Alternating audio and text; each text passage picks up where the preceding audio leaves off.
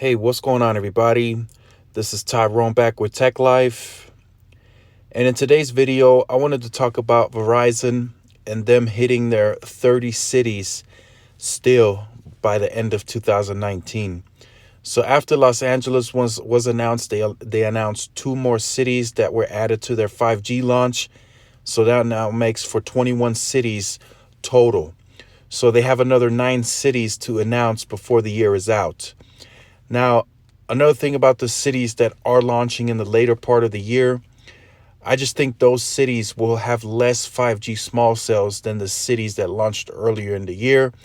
Now, that is just a guess of mine, but I think the cities that are launching in the later part of the year, they were just rushed a bit more so they can hit that 30, so they can hit those 30 cities that they wanted to roll out this year.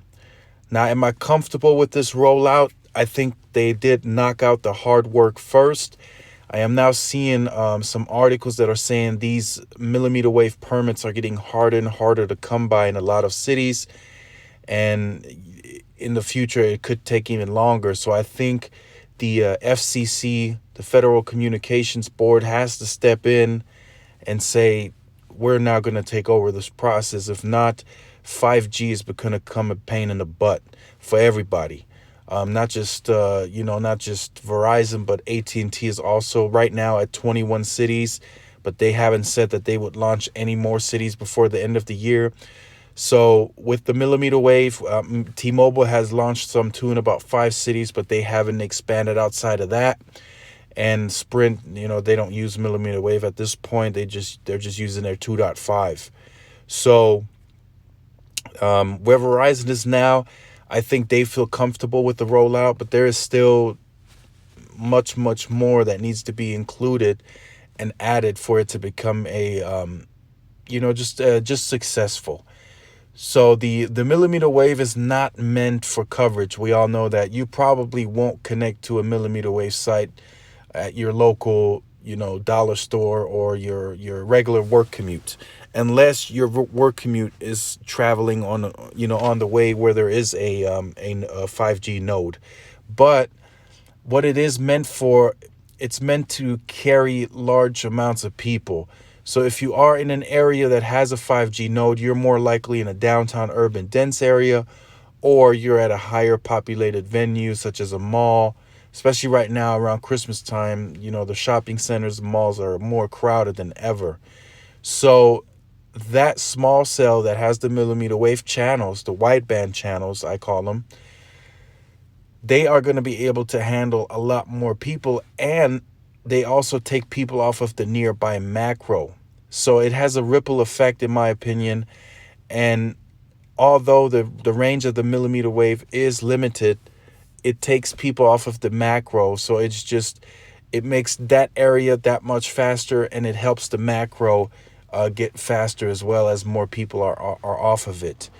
So that's just what I think the millimeter wave is really meant for. I don't think we're going to see millimeter wave expand where there's like a 5-mile radius of millimeter wave. I just think it's too costly. It just costs too much even within the cities and the urban markets to roll out that many millimeter wave small cells. Even in suburban areas, they're going to use it at shopping centers, crowded Walmarts. But like I said, I don't think they're going to roll out, millimeter wave small cells every 200-300 feet for 5 to 10 miles. I just don't see that happening. That's just too costly. This is going to be something that the FCC has to overcome, and they have to just incorporate and auction off more midband. We got the CBRS coming, but then we have to open up more auctions to have more midband spectrum be readily made available for all the carriers, so they can bid on it and then incorporate it into the network.